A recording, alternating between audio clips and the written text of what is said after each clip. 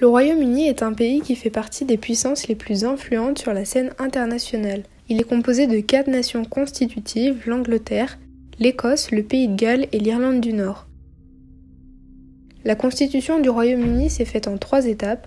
D'abord l'acte d'union de 1707 qui réunit l'Angleterre et l'Écosse, puis en 1801 l'acte d'union qui réunit l'Angleterre et l'Irlande, et enfin la signature du traité anglo-irlandais en 1922 qui scinde l'Irlande en 2 et accorde l'indépendance à la partie sud de l'Irlande. Le Royaume-Uni faisait partie, jusqu'à maintenant, de l'Union européenne qui est une union politico-économique.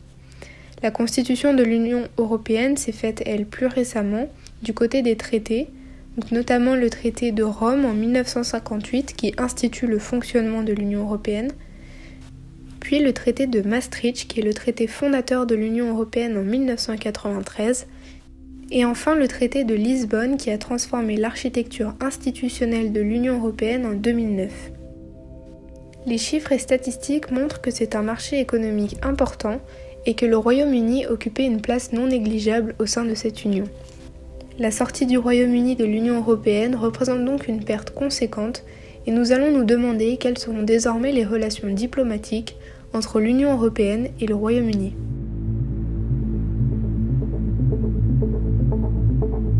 Avant de présenter les nouvelles relations diplomatiques entre l'Union européenne et le Royaume-Uni suite au Brexit, nous allons revenir sur l'historique des relations entre l'Angleterre et l'Europe. Il est impossible de faire un historique exhaustif de ces relations.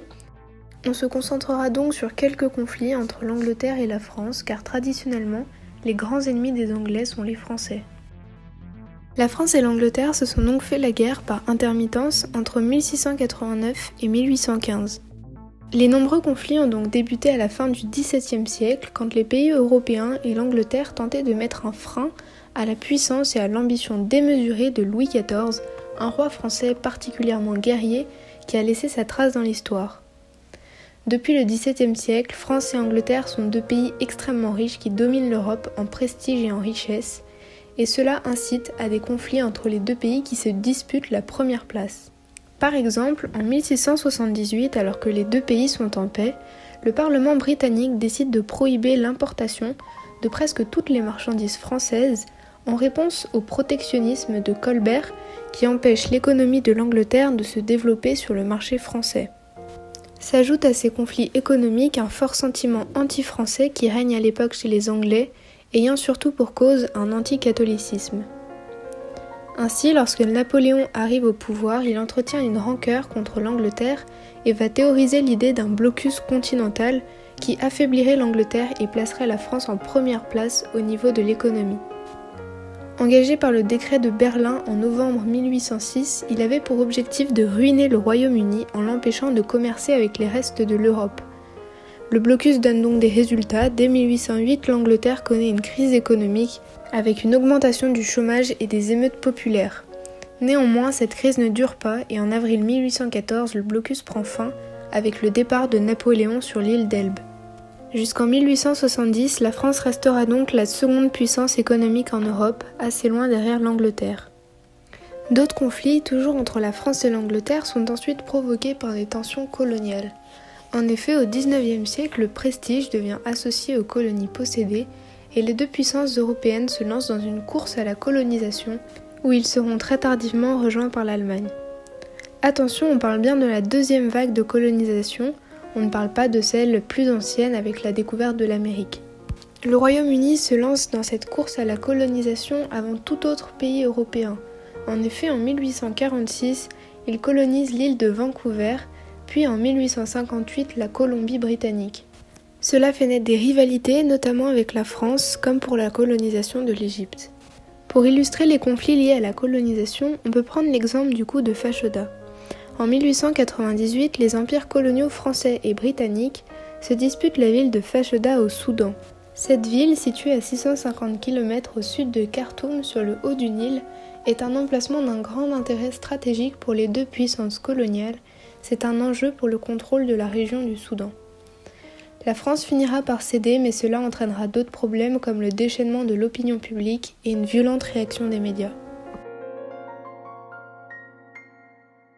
Finalement, les relations qui paraissaient très mal en point s'arrangent sans effort, Et sous la Troisième République, un nouveau rapprochement est effectué entre la France et l'Angleterre sous le nom d'entente cordiale. En effet, la France et le Royaume-Uni signent en 1904 une série d'accords bilatéraux.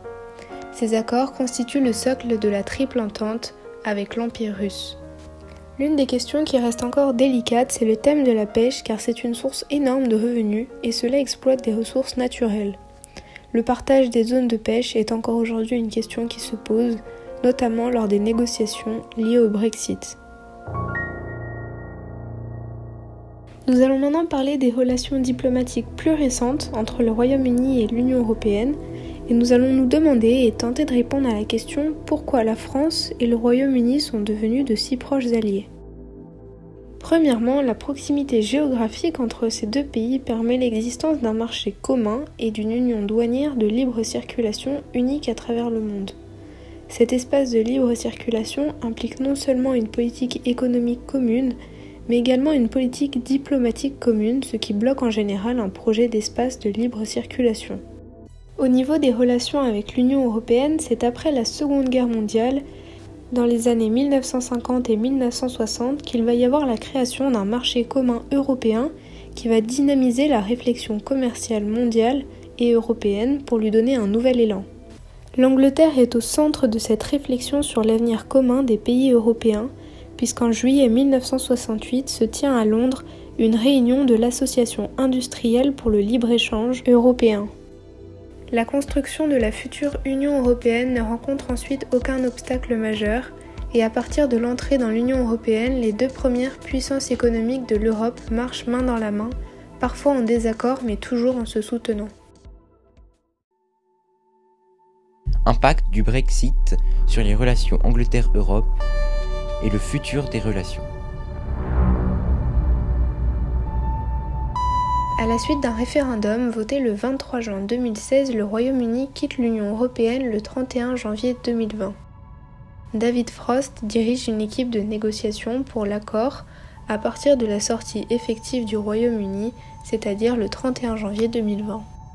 Les négociations, qui s'annoncent déjà difficiles, sont reportées en raison de la pandémie de Covid-19, mais malgré ce contexte, le gouvernement britannique est fermement opposé à une prolongation de la période de transition et des négociations. Il est très compliqué pour les élus de s'entendre et de protéger les biens de chaque pays, mais les relations diplomatiques restent vraiment cordiales. De nombreuses sessions de négociations sont planifiées sans réelles avancées, et les questions les plus difficiles à traiter sont la pêche et les mécanismes pour réglementer les aides étatiques. En revanche, le fait de n'avoir qu'un traité unique au lieu de plusieurs traités thématiques est accepté rapidement. Cela montre la volonté de garder une union et une harmonie entre les pays. Le 9 septembre 2020, le gouvernement britannique publie le projet de loi portant sur l'organisation du Royaume-Uni après sa sortie de l'Union européenne, en révisant en partie ses engagements pris dans le cadre du Brexit. Suite à cette publication, les responsables politiques des deux camps, dont Ursula von der Leyen, président de la Commission européenne, ou Brandon Lewis, ministre britannique chargé de l'Irlande du Nord, décrivent ce projet de loi comme violant le droit international et en ne respectant pas les engagements du Royaume-Uni pris dans un traité de droit international. Le 15 octobre 2020 marque la fin de la durée estimée pour les négociations pour cet accord de libre-échange. À la suite du Conseil européen des 15 et 16 octobre 2020, le Royaume-Uni considère que les négociations post-Brexit sont terminées. Les deux ensembles se préparent à des échanges commerciaux sans accord de libre-échange, tout en continuant les négociations. Cela montre un moment de tension entre les pays. Après une semaine de paralysie, le Royaume-Uni et l'Union européenne reprennent les négociations pour tenter de trouver un accord commercial avec des négociations quotidiennes. Des progrès sont rapidement réalisés fin octobre, sauf sur la question de la pêche, qui, comme nous l'avons vu dans l'analyse historique, est toujours un point épineux. Par la suite, en novembre, les thématiques les plus techniques et juridiques de l'accord ont été validées, ne restant que les dossiers sensibles comme la pêche. En parallèle, la date butoir pour la fin des négociations est régulièrement reportée. Finalement, l'accord est conclu le 24 décembre 2020, soit une semaine avant la date butoir, ce qui évite qu'un scénario sans accord soit mis en application. Le 26 décembre 2020, le contenu de l'accord, comportant plus de 1200 pages, est publié. Le 28 décembre 2020, les États membres de l'Union européenne ont donné leur approbation écrite pour l'accord. Le 30 décembre 2020, l'accord est signé par la présidente de la Commission européenne, Ursula von der Leyen, et le président du Conseil européen, Charles Michel. Le même jour, il est validé par la Chambre des communes, puis par la Chambre des lords. Le 31 décembre 2020, l'accord est signé par la reine, devenant officiellement une loi. Le même jour, un accord de principe est conclu entre le Royaume-Uni et l'Espagne pour permettre à Gibraltar de rester dans l'espace Schengen, la question du territoire britannique d'outre-mer n'ayant pas été intégrée à l'accord du commerce et de coopération entre le Royaume-Uni et l'Union européenne. L'accord pérennise l'absence des droits de douane sur l'échange des biens entre le Royaume-Uni et l'Union européenne, comme durant son adhésion à l'Union européenne, y compris sur les produits agricoles et sur les produits de la pêche. Les relations commerciales d'exportation et d'importation ne seront donc pas touchées. L'accord oblige à l'application d'un certain nombre de normes européennes par le Royaume-Uni pour qu'il puisse continuer de commercer librement avec l'Union européenne. Il n'y a pas de changement brutal qui affecterait les marchés. D'autres formalités restent néanmoins floues et cet accord pourrait être le premier d'une longue suite. Malgré la globale cordialité qui a été maintenue durant les échanges, certaines négociations ont été assez conflictuelles et certains changements sont controversés.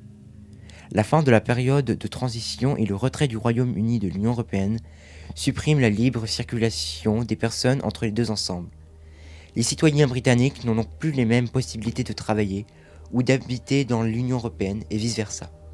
L'accord ne porte pas sur les questions des services financiers entre les deux ensembles, qui doivent faire l'objet d'autres discussions, mais des dérogations temporaires ont été accordées par un certain nombre d'activités financières. En plus généralement, l'accord ne porte pas sur la question des services. Un des points marquants les plus conflictuels des négociations a été la question des droits de pêche, du fait de son point symbolique pour le Royaume-Uni et pour un certain nombre de pays européens. Si au début des négociations, le Royaume-Uni proposait une réduction de 70% des droits de prise dans ses eaux territoriales, de manière progressive sur 3 ans, cette réduction est passée à une diminution de 25% de manière progressive sur 5 ans et demi. Pendant cette période, les pêcheurs européens auront accès aux eaux territoriales britanniques. Après cette période, les quotas de pêche des pêcheurs des pays européens seront renégociés annuellement. Ce point en particulier a suscité une vive tension. Un autre point important des négociations est la question de la concurrence sur les droits du travail, de la réglementation environnementale et de l'aide étatique. Si un désaccord apparaît sur ces questions, l'accord indique qu'une augmentation des droits de douane est possible, mais qu'elle sera décidée par un organisme d'arbitrage. Point de conflit. Fin de la participation du Royaume-Uni au programme Erasmus, sauf pour les étudiants d'Irlande du Nord. L'accord ne remet pas en cause les échanges Erasmus déjà financés et encore en cours. Le gouvernement britannique annonce, à la place, créer un programme d'échange étudiants nommé d'après Alan Turing, dédié aux étudiants britanniques. L'accord permet au Royaume-Uni de participer à certains programmes européens, comme Horizon Europe, Copernicus, ITER, ou certains projets de recherche d'Euratom, si le Royaume-Uni effectue un financement associé. L'accord définit dans un nouveau cadre moins intégré en termes de coopération policière et judiciaire entre les deux ensembles. Cette coopération policière et juridique pourra être arrêtée si le Royaume-Uni ne respecte pas la Convention européenne des droits de l'homme. La coopération en matière de défense et de relations extérieures n'est pas souhaitée car le Royaume-Uni n'est pas intégré à l'accord.